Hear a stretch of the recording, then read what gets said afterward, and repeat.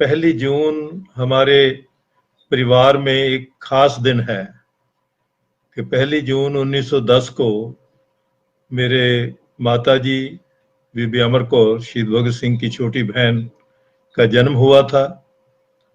और ये भी कि 1 जून 1975 को बेबे जी, जिन्हें हमें शहीद भगत सिंह के माताजी, वो स्वर्गवास हुए थे। तो वो दोनों दिन इकट्ठे मिल रहे हैं। तो हम ये जानने की कोशिश करें कि उस परिवार में हम भगत सिंह और उनके साथियों को जानते हैं, लेकिन जो हमारी महिलाओं का हिस्सेदारी रही है या किस तरह वो सारे चला, उसको मैं कुछ आपके साथ साझा करूं। पहले तो है कि हमारे नानी जी का नाम विद्यावती था।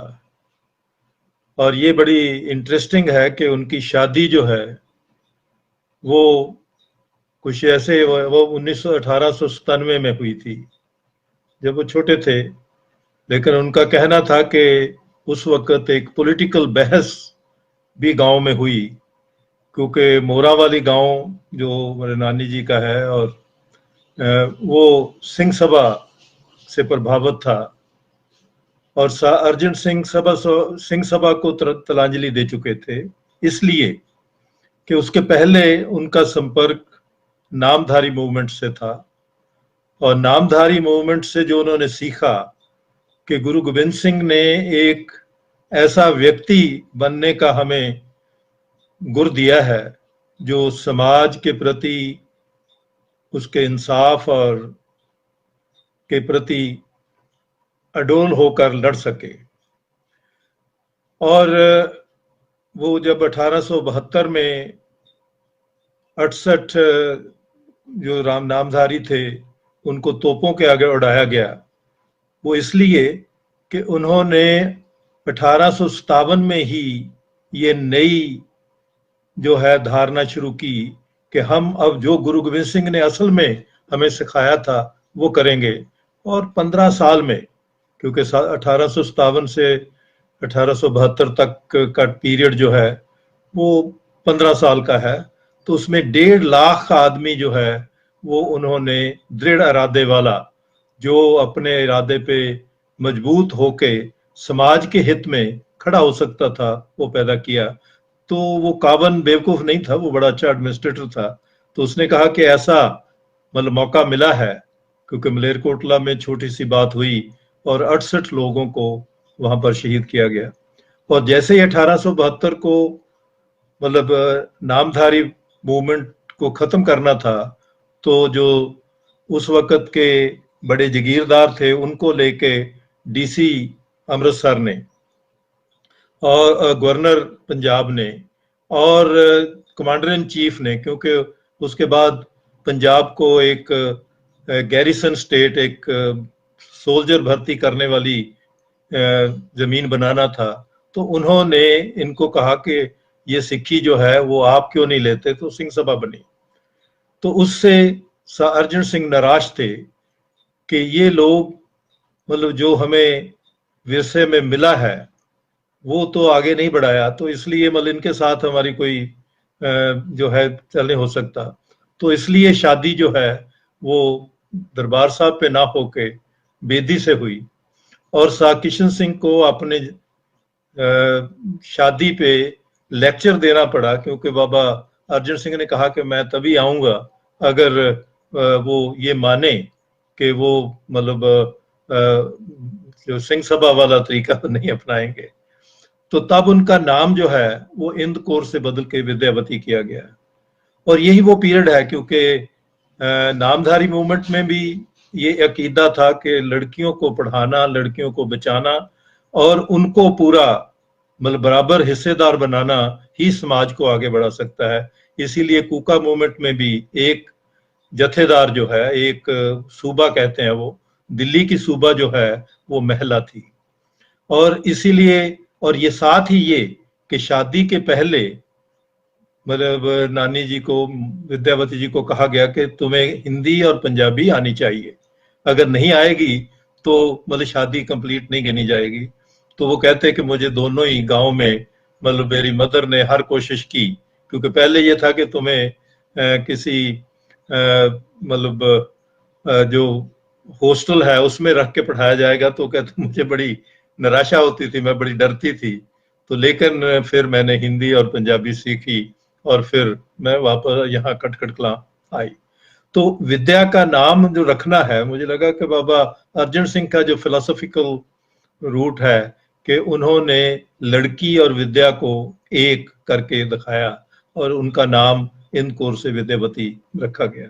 वो 1910 में पैदा हुए, 1 जून को। जुलाई में उस वक्त उनके चाचा सा स्वर्ण सिंह, जिनको एक गदर पे 1857 के गदर पे एक ब्रिटिशर की किताब उर्दू में ट्रांसलेट करके छापने के लिए 18 महीने की सजा हुई थी और बड़ी यातनाएं दी गई उसमें, तो वो ऑलमोस्ट मतलब मरने के करीब उनको छोड़ा गया और वो भी घर में पड़े हुए थे। तो लड़की का स्वागत किया गया और इनका जो स्वागत है उसका एक जो मतलब घर में बच गया, क्योंकि भगत सिंह की कही हुई चीजें लोगों को बाद बाद याद आती रही, क्योंकि वो इतना था। तो उन्होंने, एक महिला ने मुझे बताया, वो ओल्ड लेडी थी, कि मैंने भगत सिंह कहा, ओह ये तो तुम्हारी बहन आ गई है, जैसे बहुत हौका लेके हम कहते हैं। तो वो कहते क्या फर्क पड़ेगा, अगर 4 आने हुए तो घर में बैठ के शादी कर लेंगे, अगर रुपया हुआ तो ढोल ढमक्के से शादी कर देंगे, ये कौन सा बोझ है। तो मतलब कि ये दलील बाबा जी ने एक तर्क दिया होगा, जो तर्क सा भगत सिंह छोटी 3-4 साल की उम्र में वो करते हैं। लेकिन उनका जो नाम अमर है, मुझे लगा कि बाबा जी का एक फलसफा इसमें भी हमें नमकाता है कि उन्होंने जिंदगी, एक उनका 26 साल का बेटा शहीद हो रहा है और उधर एक लड़की आ रही है और लड़की को स्वीकार किया नहीं जाता था, और वो दोनों को मिलते हैं और कहते हैं जिंदगी तो अमर है ना, तो इसलिए उनका नाम अमर रखा गया। तो ये एक परिवारक मतलब जो विचारक आगे बढ़ने का है, तो वो हुआ। और दूसरा जो है कि माता विद्यावती जी, क्योंकि उन मतलब वो बड़े मसरूफ रहे घर में, लेकिन एक जो बहुत इंटरेस्टिंग बात है कि घर में वो नया कोर्ट लाहौर में था, तो वहां पर 20 यतीम बच्चे जो हैं उनको भी वो पालते थे। भगत सिंह भी उनके साथ पले हैं और उनको बच्चों की तरह पालते थे। और उनका प्यार ये था कि माता विद्यावती जी को कई दफा सांप ने काटा। तो एक दफा सांप ने काटा तो उनमें उसे मार्शल लद्दाराम कहते थे बाद में, वो उस लड़के ने उनकी जहर अपने मुंह से चूस ली। इतना प्यार भी है कि वो रिफ्लेक्ट करता है। और और उनके एक साथी थे, सा किशन सिंह जी के पॉलिटिकल साथी, तो वो हमेशा ये हंसी उड़ाया करते थे कि बेबे जी आप तो कि आप परात भर के खिलाते हैं और फिर परात भर के ही आप शहीदियां प्राप्त करा देते हैं। क्योंकि जलियांवाले बाग के बाद, जलियांवाले बाग से पहले 9 अप्रैल को रामनवमी हिंदू सिख एकता के तौर पे मनाई गई, लाहौर में भी और अमृतसर में भी। और उससे शब्द होके, उससे मतलब होके एक नियमित तौर पे दोनों जगह, अमृतसर में भी गोली चलाई गई और 10 अप्रैल को, और लाहौर में भी गोली चलाई गई। लाहौर में जो पहला लड़का शहीद हुआ वो मतलब खुशी राम था, और गोपी चंद भार्गव डॉक्टर थे, उनका मैंने मतलब उनकी गवाही पढ़ी कि 7 मतलब गोलियां जो है उसकी छाती में लगी थी। वो खड़ा होके उसने पोत किया, और वो क्योंकि मतलब मस्जिद में मीटिंग हुई थी और वहां से निकल रहे थे, तो उस पे बाद में भगत सिंह ने कीर्ति अखबार में फोटो के साथ मार्शल लॉ का पहला शहीद खुशीराम लिखा। और कल ये मैं अजीत सिंह जी का मैं दोबारा पढ़ रहा था, तो उन्होंने कहा कि हमारे पिता सा अर्जन सिंह जो हैं वो उर्दू, पर्शियन, अरेबिक और गुरमुखी सभी के विद्वान थे, और हमें जब हम मिडिल स्कूल में ही थे तो हमको उन्होंने शेख साइदी की गुलस्ता पढ़ा दी। तो मुझे लगा कि ये जो कल्चरल इनविजिबल है कि आप खुले मन में हैं और जहां से भी अच्छी ह्यूमन वैल्यूज मिल सकती हैं वो मतलब किया। तो इसीलिए बाद में साजीत सिंह जी और सूफी अम्बा प्रसाद ने जो मुहिबाने वतन लिखी वो उसी लाइन पे है कि छोटी छोटी कहानियां लेकिन हर कहानी में एक मतलब हो। तो वो जो था ये कूका मूवमेंट से ही आया था कि कूका वाले कहते थे कि अगर आपने समाज में, क्योंकि अशाई जो समाज के हित में काम करती है, मतलब गुरु गोविंद सिंह का भी एक अपने जीवन कथा में जिसे बचित्र नाटक कहते हैं उन्होंने लिखा कि जो साध कर्म करहन तय देवता कहायन, जो कुकर्म करहन तय दानव कहायन। कि ये दूसरी दुनिया की बात नहीं है, यहाँ की है। जो समाज के हित में अपना हित छोड़ के काम करते हैं वही देवता होते हैं, और जो मतलब अपने निज हित में और समाज के हित के उल्ट, क्योंकि समाज का हित जो है वो साझा हित है, निज हित समाज के उल्ट चला जाता है। तो वो जो है लोग वो ही मतलब जो मतलब जिनको हम कुछ भी कहें कि वो मतलब उल्टा है। और उनका जो एक संघर्ष है समाज में हमेशा देव शक्तियों का और राक्षस शक्तियों का संघर्ष चलता है, और उसमें देव शक्तियों ने जीतना होता है। इस पे गुरु गोविंद सिंह जी ने बहुत बड़ा ग्रंथ लिखा जिसे 24 अवतार कहते हैं। तो कहने का भाव है कि हर चीज जो है वहां से आई और वो सुनी गई। फिर है कि नानी जी की जो एक और मुझे याद है कि उनकी एक छोटा सा संदूकड़ी हुआ करती थी, और उस संदूकड़ी में वो हमें हाथ नहीं लगाने देते थे, क्योंकि हमारा बच्चों का एक इंटरेस्ट रहा है, शायद आपने भी कभी, अब तो क्योंकि वो सारी सेविंग डिमोनेटाइजेशन में खत्म हो गई, लेकिन हमारी माताएं, बहनें, दादियां, नानियां कहीं ना कहीं थोड़ा थोड़ा करके सेविंग करती रहती थी, और जब संकट आता था तो वो सेविंग ही काम आती थी। तो वो जब कभी कोई संदूक खोलते, कोई ट्रंक खोलते, तो उसमें कहीं ना कहीं हमें एक पैसा मिल जाता था, तो इसलिए हमारा इंटरेस्ट होता था। लेकिन ये एक संदूकड़ी थी वो जो स्पेशली अपने सिर पे उठा के पाकिस्तान से लाए थे, उसको हमें हाथ नहीं लगाने देते थे। लेकिन जैसे ही खटखट कला में हमने म्यूजियम बनाने का मल किया तो वो खोली गई, तो उसमें तीनों की शहीदों की निशानियां थी।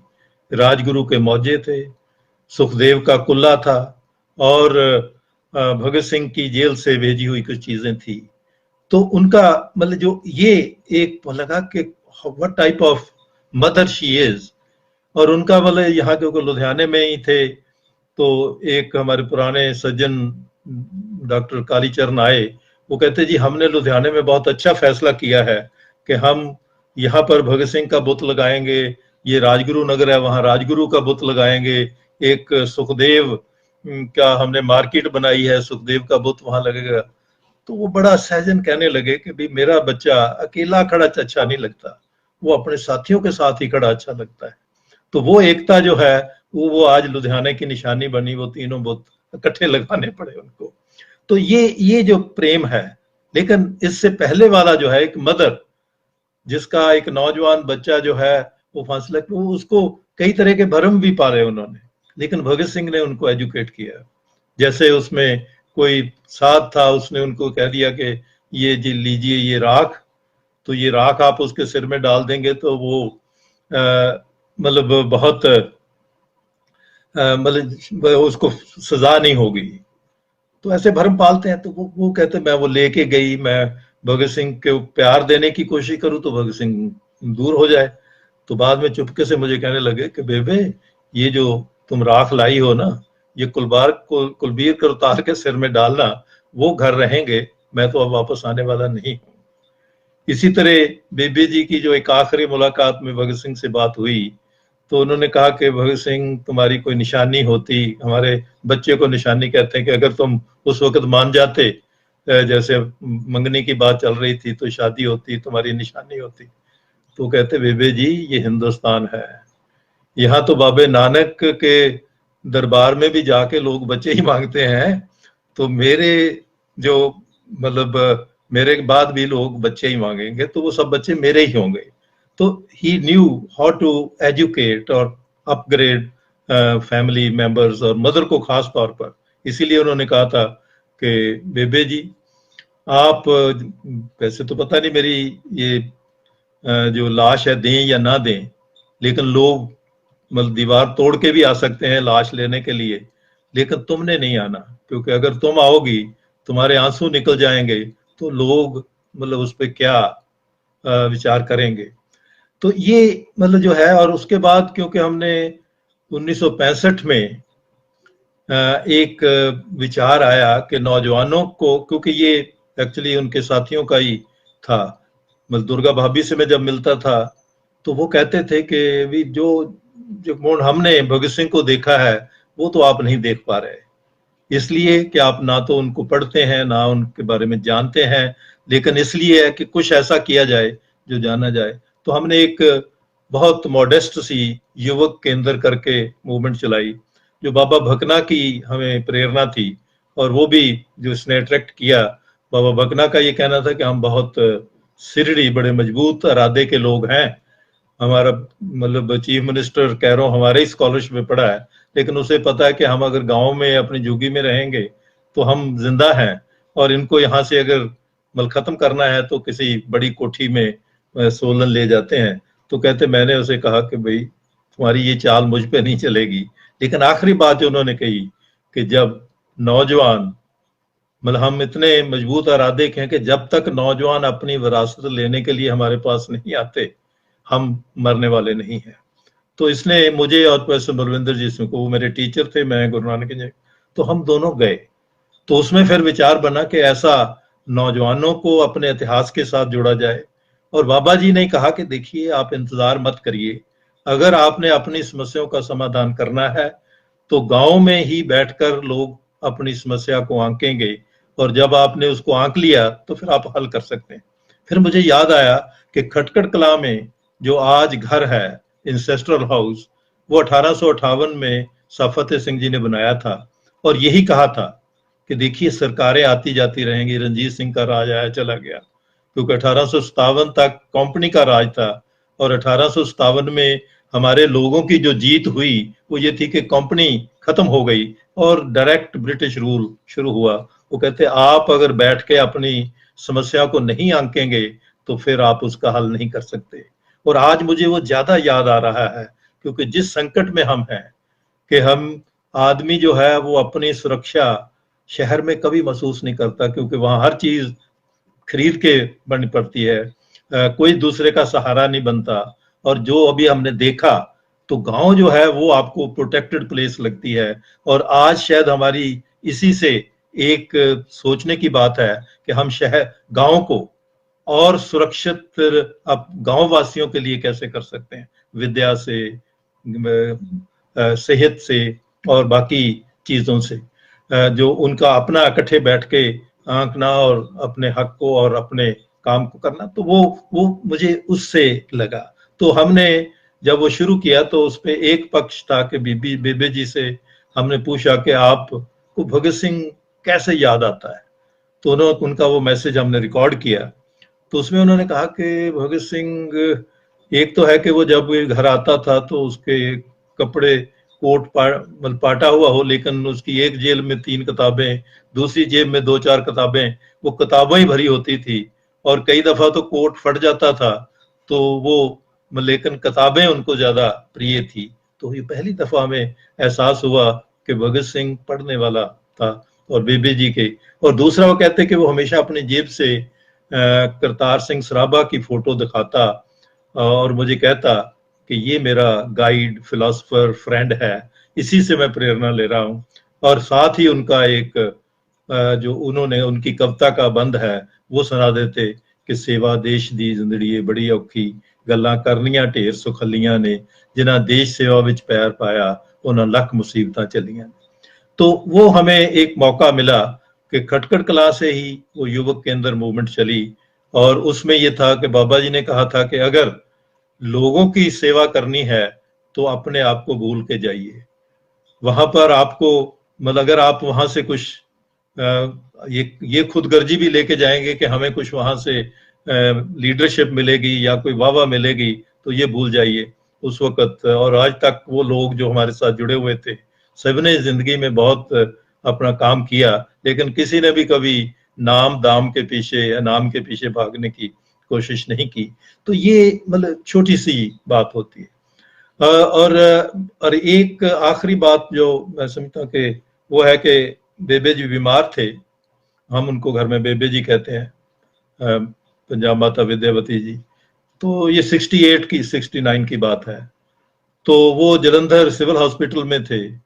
अब जैसे हमारे जर्नलिस्टों को होता है कि वो बड़े पॉलिटिकल होंगे, और एक जर्नलिस्ट आ गए तो हम वो ऐसे सवाल पूछ रहा था, हमें लगा कि ये तो बड़े पेचीदा, बेबे जी क्या जवाब देंगे। लेकिन वो इतनी कमाल की इंटरव्यू है उनकी। जैसे उसमें उन्होंने पूछा कि बेबे जी आपने आजादी के पहले का युग भी देखा, अब का भी देखा, इसमें क्या फर्क है। वो कहते काका पहले शराब के ठेके के आगे पिकटिंग हुआ करती थी, अब शराब ही शराब है।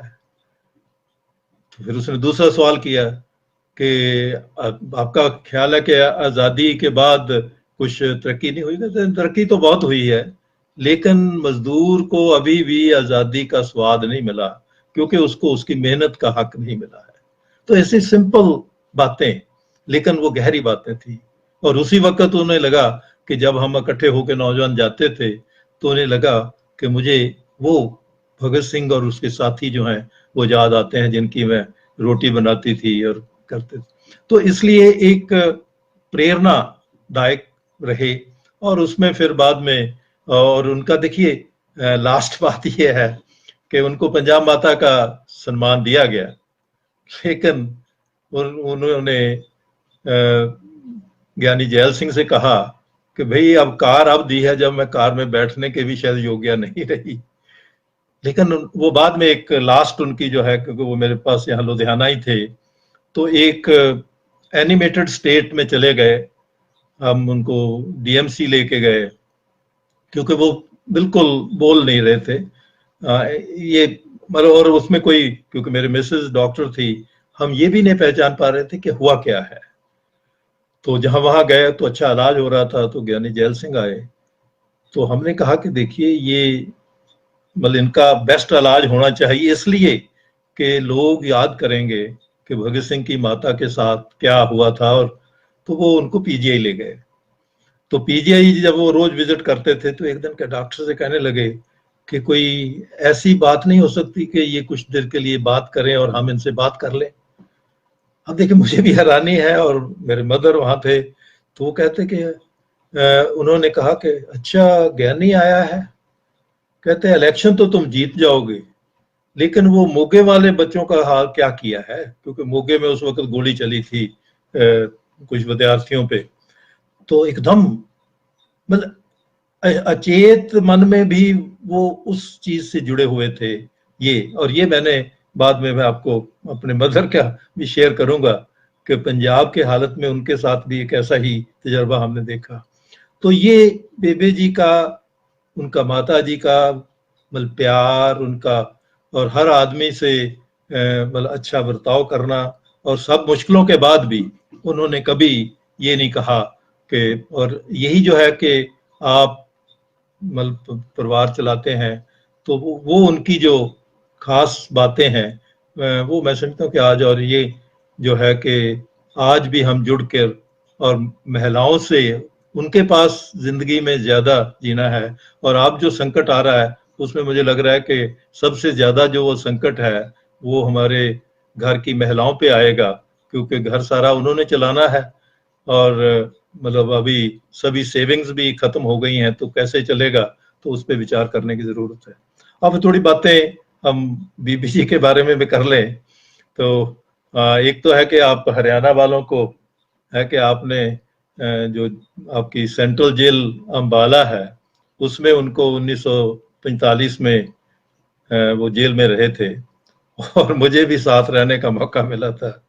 तो मतलब वो याद मतलब अम्बाला के साथ जुड़ी हुई है, लेकिन वो बड़ी फायरी स्पीचेस की वजह से उनको हुआ था। और उनका भी लंबा सफर है, क्योंकि एक चीज जो उनको हमेशा याद करती रही, और खास तौर पर उनका जो अपनी, उन्होंने जनवरी 1984 में, क्योंकि 12 मई 1984 को उनका देहांत हुआ, और जनवरी को मुझे उन्होंने कहा कि मेरी एक वसीयत लिख लो, क्योंकि ये मेरे लोग पूछेंगे कि मैं क्या उनसे साझा करनी चाहती थी, तो वो है, वो भी मैं बाद में साझी करूंगा। और तीसरी बात यह है कि वो काफी दलेर, और दलेर बनाने में हमारे नाना जी का खास था कि वो भगत सिंह को और बीबी अमर कौर को रात को, क्योंकि बच्चों को अंधेरे से डर लगता है, तो उनका था कि अगर डर दूर करना है तो अंधेरे से डर पहले दूर करना चाहिए, तभी निडर हो सकेंगे। और उसके लिए वो उनकी जो शहनशाही कुटिया कहते थे, वो एक अकेले में कोठी, मतलब एक मकान था जिसके चारों तरफ कुछ नहीं था, और वो उनको रात को अंधेरे में कहते थे कि एक तरफ से भाई जाएगा, दूसरी तरफ से बहन जाएगी, आप आपस में बात नहीं करेंगे, लेकिन हर कोने में जाके आप मुझे आवाज देंगे, तो मैं आपकी आवाज से पहचानूंगा कि आपको डर तो नहीं लग रहा। तो कहते कि हमारा डर इस तरह दूर किया।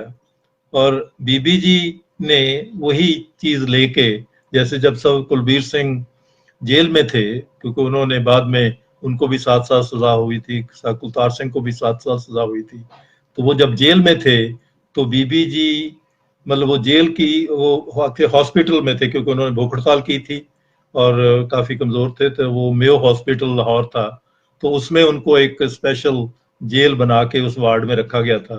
तो वो दीवार फांद कर, मतलब उनको रात को मिलने जाते थे। तो अभी वो बड़ा इंटरेस्टिंग है कि हमारे मासी जी को पता चला कि ये उनको शायद छुड़ाने की कर रहे हैं, तो वो छोटे थे, ये मासी प्रकाश कौर जी, क्योंकि आजकल किसी ने उनको दोबारा, मतलब फिर रखा फेसबुक पे, तो मतलब उनकी 2014 में डेथ हुई थी, लेकिन 6 साल बाद किसी को याद आया कि लोगों को भटकाया जाए, तो वो काफी चर्चित मतलब रही बात। लेकिन वो बहुत छोटी थी, घर में उनको शकुंतला और सुमित्रा सुमित्रा कहते थे, छोटी उनसे शकुंतला थी। तो वो भाग के वो आई, उसने पता चला, उसने पिताजी को कहा कि देखिए बीबी जो है ये कुछ मतलब गड़बड़ करने वाली है, ये तो साकिशन सिंह मिलने गए बीबी जी को, तो उन्होंने कहा कि देखो मैं कमजोर हो गया हूं, क्योंकि उस वक्त उनको पैरालिसिस का अटैक हुआ था, जो भी तुमने करना है मुझे बिल्कुल नहीं बताना, क्योंकि कहीं ऐसा ना हो कि मैं कमजोरी में वो बात कर सकूं। बजाय रोकने के, वो कहते उन्होंने मुझे शाबाश दी कि जो भी हम अंग्रेज के खिलाफ देश के लिए कर सकें वो कम है। तो मतलब इस तरह की उनकी है। और मैं समझता हूँ जो मुझे ज्यादा उनकी याद आ रही थी, क्योंकि मैं कुछ लोगों को, वो हरियाणा में ही बैठे हुए हैं, उनको लेडीज मिली जिन्होंने मुझे याद कराया कि बीबी जी लास्ट डेज में 15 अगस्त के बाद, वो तकरीबन 20 सितंबर को खटखट कलां आई हैं, लेकिन उसके पहले वो उन्हीं कैंपों में थी जहां पर लोग रहे हुए थे, और मेरे बड़े भाई को साथ रखा था, ताकि वो जो मेहनत करेगा मेरा भाई, उससे जो आटा मिलता था वो उन महिलाओं को जो अकेली रह गई थी, जो बच्चे अकेले रह गए थे, उनको देते थे। और यहां तक भी कि उन्होंने एक दफा तलवार लेके, क्योंकि हर एक को उस वक्त अपनी अपनी थी, जो लीडर थे उनको ट्रक मिलता था तो वो अपने परिवारों को भेजते थे, तो वो खड़े हो गए तलवार लेके कि नहीं, सबसे पहले जो अकेली लेडीज हैं और बच्चे हैं वो यहाँ से जाएंगे, मैं भी आखिर में जाऊंगी, और कोई आदमी जो है वो नहीं जाएगा। तो इस तरह का जो उनका, और ये स्वाभाविक बात थी उनकी। और वो जब आए तो आज मुझे हैरानी होती है कि वो 9 महीने की प्रेगनेंसी को लिए हुए थे। मेरे छोटे भाई का जन्म 1947 में अक्टूबर में खटखट कला में ही हुआ, जो पुराना घर है उसी में हुआ। लेकिन ये देख के कि ये जो अपने आप की परवाह ना किए बगैर, तो ये भगत सिंह से उन्होंने प्रेरणा ली थी। और वो हमेशा याद करते थे कि आखिरी मुलाकात में जब भगत सिंह मतलब से मुलाकात हुई, तो उन्होंने सभी के लिए छोटे छोटे संदेश दिए। जैसे कुलतार सिंह को उन्होंने 3 शब्दों में संदेश दिया, बाकी तो शेर लिखे कि सेहत का ख्याल रखना, हौसले से रहना और मेहनत से पढ़ना। तो 14 साल के कुलबीर सिंह को भी चिट्ठी लिखी, वही 3 मार्च 1931 को, और उसमें एक चीज और ऐड कर दी कि तुम कुछ हाथ का काम सीख लेना, क्योंकि उससे 2 चीजें होगी। एक तो तुम्हें अपने आप में विश्वास बनेगा, दूसरा ये है कि आने वाला वक्त बहुत मुश्किलों भरा होगा, क्योंकि सारा समाज और जो ब्रिटिश है खास तौर पे ऐसी परिस्थितियां क्रिएट करेगा कि आपके लिए मुश्किलें आए, तो आप पिताजी के साथ उनका हाथ बटा सकते हैं अगर हाथ का काम सीखेंगे। तो मेरे मदर 20 साल के थे, खद्दर पहनते थे, तो उन्हें कहा कि बीबी सादगी बहुत अच्छी चीज है, लेकिन विचारों की पुख्तगी जो है, वो मजबूती जो है, वो कभी कम नहीं होनी चाहिए। कहीं ये मत समझना कि विचारों की सादगी कर लें, क्योंकि हमारे बच्चियों को ज्यादा विचारों की सादगी के लिए कहा जाता है। तो ये जो उनकी, और उसके बाद भी, क्योंकि उन्होंने हमारे हमीरा मिल है वहां पर किसानों को मिल वालों ने पैसे नहीं दिए थे, तो 45 दिन की भूख हड़ताल भी की। तो वो लगातार मतलब जो है वो करते रहे। और एक बात जो उनकी मैंने बहुत देखी, क्योंकि वो आते थे, वो मेरे साथी डॉक्टर अमरजीत जो हैं, वो उनको लगता था कि बीबी जी को 2-4 सूट बना देते हैं, खद्दर के सूट हैं ये तो वो बना देते। तो जब वो कुछ महीनों के बाद आते तो फिर एक ही सूट होता। तो जब उनसे पूछते तो वो कहते हाँ वो एक लेडी बेचारी उसके पास नहीं था तो मैंने उसको दे दिया। तो मतलब कि एक स्वाभाविक लोगों के साथ हमदर्दी, प्यार, एक मतलब बहुत अंतरीव मतलब हमने उनमें पाया। और हम सब बच्चों को भी उन्होंने, हालांकि वो खुद काफी पॉलिटिकली एक्टिव रहे, जैसे मैंने आपको बताया कि उनको स्पीचेस देने के लिए रोपड़ में उन्होंने इलेक्शन के दिनों में स्पीचेस की थी ब्रिटिश के अगेंस्ट, जिसमें उनको सजा हुई थी। तो लेकिन उन्होंने हम बच्चों को निगलेक्ट नहीं होने दिया।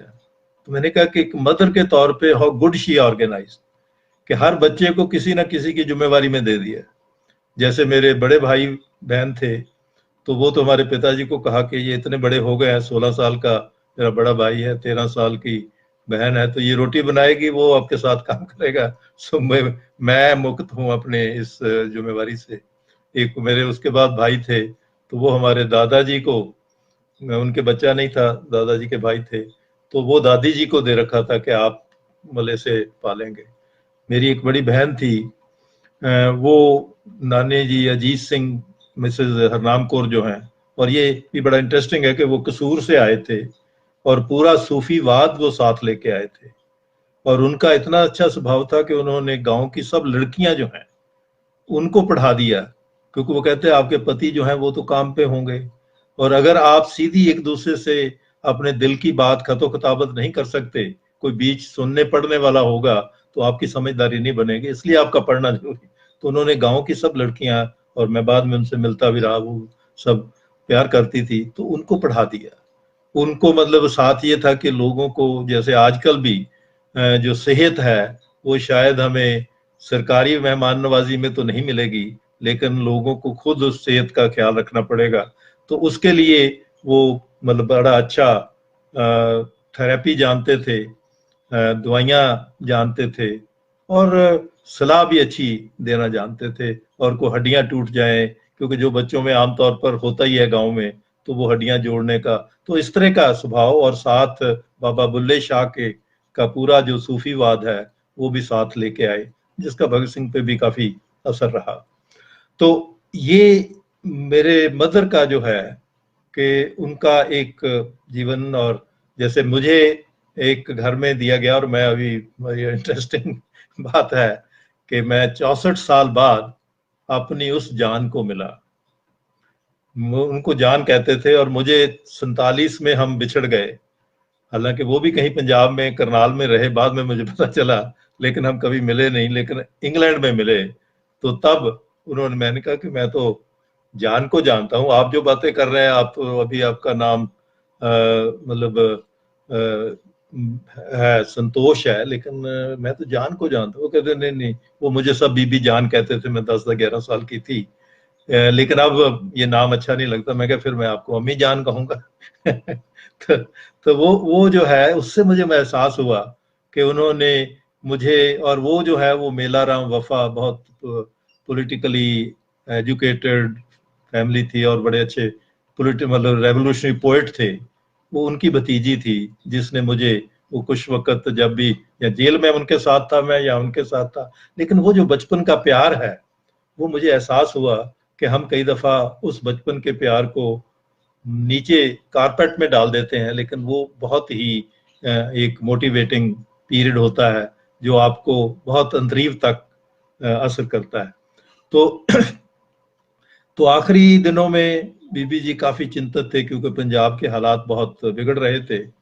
तो मुझे याद है, वो जैसे मैंने आपको कहा कि मुझे याद है कि शायद 10 या 12 अक्टूबर को वो एक एनिमेटेड स्टेट में चले गए, जिसमें वो कोई आवाज, कोई हमें मतलब कोई बुलाता था, बोलते नहीं थे। एक ना तो वो अनकॉन्शियसनेस की स्टेट थी। मेरे मिसेस डॉक्टर थे, वो कहते कि कोई मेडिकली तो ऐसा लगता नहीं, अब हमें पता नहीं क्या है। तो हम उनको, और मेरे हाथ से ही खाते थे, जब मैं यूनिवर्सिटी जाता था तो खा लेते थे। और बाद में अभी मुझे याद है कि 4 दिसंबर को वो एकदम उठ के बैठ गए। तो कहने लगे मैं तो हुसैनी वाले में थी, तो वहां भगत सिंह आए, उनके कपड़े फटे हुए थे। तो वो कहते बीबी तुम यहाँ क्या कर रही हो, पंजाब में तो आग लगने वाली है, जाओ कुछ समझाओ लोगों को। तो वो कहते कि मतलब मैं इसलिए अब जो मुझे बाकी दिन मिले हैं।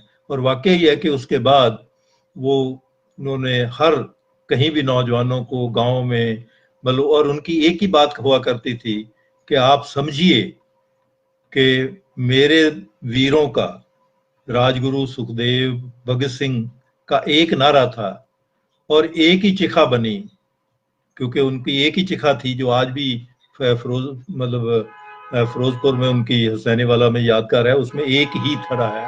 और उसमें उनका जो इनकलाब जिंदाबाद, वो कहते वो तो एक थे, लेकिन ब्रिटिश ने उनको, मतलब इतना, क्योंकि वो बीबी जी ही सबसे पहले 5 व्यक्तियों में थे जिनके साथ उनकी लाला लाजपत राय की बेटी थी, और उनके ही स्कूल की बस थी जिसमें उन्होंने पीछा किया। और वो सुबह वहां पहुंच गए और वहां से उन्होंने खून के भिगे हुए मतलब रोड़े, जो पत्थर हैं, कंकरे हैं, और उनकी हड्डियां, और जिसमें से अभी एक निशानी जो है, एक हड्डी वो खटखट कलां में रखी हुई है। बाकियों का तो रावी के किनारे पे दोबारा 3 अस्थियां बना के उनका मतलब संस्कार किया गया था।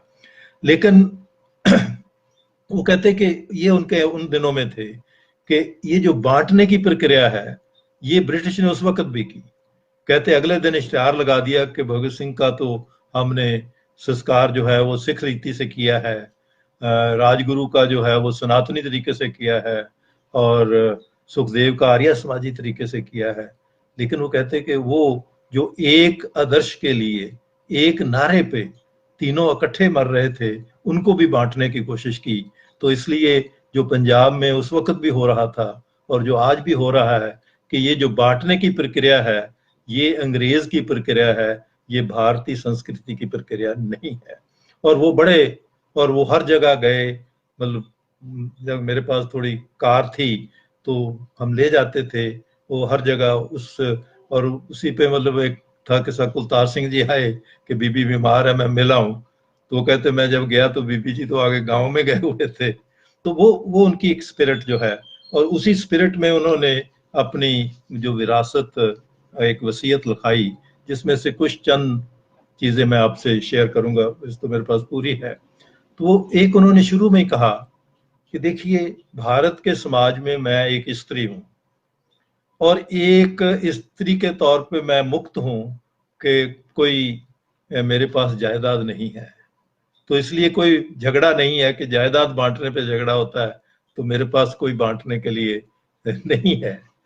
तो वो कहते लेकिन मैं एक माँ के तौर पे, एक बहन के तौर पे मेरे पास प्यार है, और वो प्यार मैं बांटना चाहती हूँ, और आज भी। और उसके साथ कहते मैंने अपनी जिंदगी जो अपने शहीद वीरों से सीखा, उसको लेके चली, और मेरी ये आस्था रही है कि हम जिंदगी में जो कमाई हमारी है वो अच्छी उन आस्थाओं की है, उन अच्छे कर्मों की है जो हम समाज के लिए करते हैं, और बाकी तो जीवन आना जाना है, वो चला जाएगा।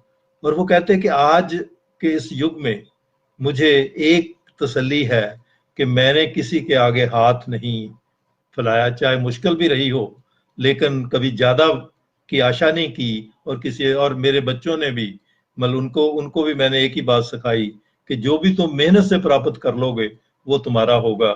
जो अगर तुम चाहो कि मैं, क्योंकि पॉलिटिकल लोगों से मिलती हूँ तो मैं आपके लिए कुछ करूं, तो ये आशा मेरे से मत करना, और मुझे मेरा मान रखना कि तुम मेहनत करो। और सभी ने मेहनत की, मतलब उससे बने। तो तीसरी बात उन्होंने कही कि मैं कुछ रस्मों रिवाजों के बारे में बात करना चाहती हूँ।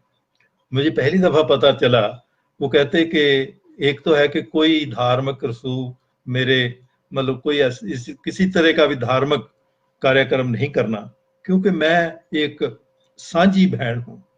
मेरे भाई जो हैं वो पाकिस्तान में भी हैं, मेरे भाई हर जात में हैं, हर पात में हैं, मेरे हर धर्म में हैं। तो आप एक धर्म से अगर मुझे करेंगे तो वो बाकी जो है उनको निराशा होगी। तो इसलिए कोई मतलब धार्मिक रसूख नहीं करना। और दूसरा बात है, वो कहते हैं कि आप एक भरम पालेंगे कि शायद हम अरदास करके बीबी को शांति दे देंगे। तो कहते कि अगर मेरी शांति के लिए आप काम करना चाहते हैं तो मेरे साथ प्रण करिए कि भारत में कोई भी बच्चा भूखा और नंगा नहीं रहेगा।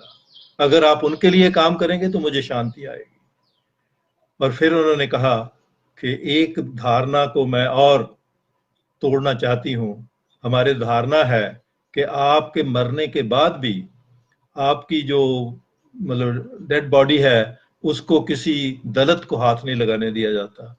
तो मेरी इच्छा है कि मेरा जो अस्थि निकले उसमें दो दलित भाई जो हैं वो जरूर उसको उठाएं, तब मुझे तसल्ली होगी। तो ये उन्होंने, उनके स्वाभाविक बातें थी, और हमने कोशिश की कि वो, मतलब उनको उसी तरह ही रखा जाए और समझा भी जाए। सिर्फ ये है कि ये वहां दिखावे के लिए नहीं है, ये एक जीवन की जो समझदारी है। और वो जो उनका कहना था कि जो मैंने अपने भाइयों से सीखा है उसको लेके मैं सारी उम्र, मतलब ये काम करती रही, और यही मुझे तसल्ली है। मैंने कोई बहुत बड़ी पदवियां नहीं पानी चाहिए, लेकिन लोगों का प्यार जो है वो जरूर लेना चाहा। तो इसलिए मतलब ये मैं समझता हूँ कि आज का दिन 1 जून जो है वो उन दो, और वो किसी ने कहा कि ये मदर्स डे भी है। तो वाकई वी शुड रिफ्लेक्ट बैक, अपने आप को याद करना चाहिए, और उनके प्यार को, जो आज शायद ज्यादा जरूरत है क्योंकि ज्यादा संकट का समय है, और संकट का समय जो है वो प्यार और भाईचारे से। और उनका भी ये कहना था कि जो भगत सिंह का संकल्प था वो भारत नहीं बना, क्योंकि संकल्प में मतलब ये है कि भारत में बराबरी और भाईचारा, क्योंकि भगत सिंह ने कहा था कि जो ना बराबरी है, अंग्रेज का सबसे बड़ा श्राप हम पे ना बराबरी है। तो इसलिए अंग्रेज को निकालना काम अधूरा है अगर हम उसमें समाज में बराबरी नहीं लाते। और बराबरी जो है वो कहीं किसी संकल्पिक या इमेजिनरी चीजों से नहीं आती, वो एक यथार्थ तरीका है, जो बराबरता का तरीका उस वक्त उन्होंने समाजवाद कहा। और भाईचारा, क्योंकि बराबरता जो है वो अकेले नहीं आती, वो भाईचारे से आती है। इसलिए 8-9 सितंबर को उन्होंने, मतलब ये संदेश कि आज से हमारी आज़ादी का जो असल चेहरा है वो समाजवाद का होगा, बराबरता का होगा। और यही बात उन्होंने नौजवान भारत सभा के मैनिफेस्टो में लिखी थी कि हम जिस स्वराज के लिए लड़ रहे हैं वो 99% लोगों के लिए होगा और उन सब की शमूलियत से आएगा। तो मैं समझता हूं कि ये जो पक्ष है। और एक बात और, क्योंकि भगत सिंह और दत्त को कोई पकड़ के नहीं लेके गया था, वो खुद चल के असेंबली में गए थे। तो बीबी जी के मन में वो बहुत बात रही कि वो जिन कानूनों के खिलाफ लड़ने के लिए वो गए, और ये बताने के लिए कि आप अगर अपनी जनता पे इतने कानून बना के, मतलब एक वायलेंस करेंगे, वायलेंस मतलब अकेली कोई हाथ में पकड़े हथियार से नहीं होती, वायलेंस आपकी जबान से भी होती है, वायलेंस आपके कानून से होती है जब आप बेइंसाफी करते हैं या बेइंसाफ को मतलब करते हैं। तो कहते वो मेरे वीर गए थे। और 8 अप्रैल 1983 को बीबी जी भी पार्लियामेंट में गए, क्योंकि उस वक्त भी पोटा और दूसरे कानून पे विचार हो रही थी। तो कहते मेरे मन में आया कि मैं देखूं कि आजाद भारत की पार्लियामेंट कैसे काम करती है। तो कहते मुझे बहुत निराशा हुई, क्योंकि लोग वहां पर बहस मुबहसे में ज्यादा थे, लेकिन वो जो लोगों के प्रति उनकी चिंता कुछ नहीं थी। और उस वक्त उन्होंने वहां पर्चे फेंके। कहते कि मैं याद दिलाने आई हूं कि हमने जो आजादी प्राप्त की थी, वो मेरे भाइयों ने यहां से अपने आप को बलिदान के लिए आगे चलाया था। और उन्होंने संदेश दिया था कि अगर नेता लोग जो हैं वो नहीं सुनेंगे, गरीब की नहीं सुनेंगे और जुल्म के हाथ साथ जाएंगे और जुल्म करेंगे, तो वो मतलब कभी शांति नहीं ला सकते। तो ये उनका एक बड़ा स्वाभाविक था।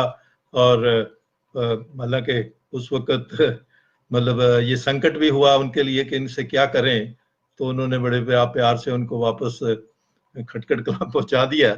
लेकिन उन्होंने अपनी जो तलखी है, जो उनकी मतलब दुख की निष्ठा है, उसको वो वहां तक भी लेके गए और वो याद कराने की कोशिश की। और आज भी जब हर तरफ यूएपीए को थोक में लगाया जा रहा है, तो मुझे याद आया कि उनकी शायद ये वार्निंग जो है आज भी हमें मतलब याद करनी चाहिए और लोगों को याद करवानी चाहिए। मैं आप सबका बहुत शुक्रिया अदा करता हूँ। तो सत श्री अकाल, आदाब, नमस्कार, जय हिंद।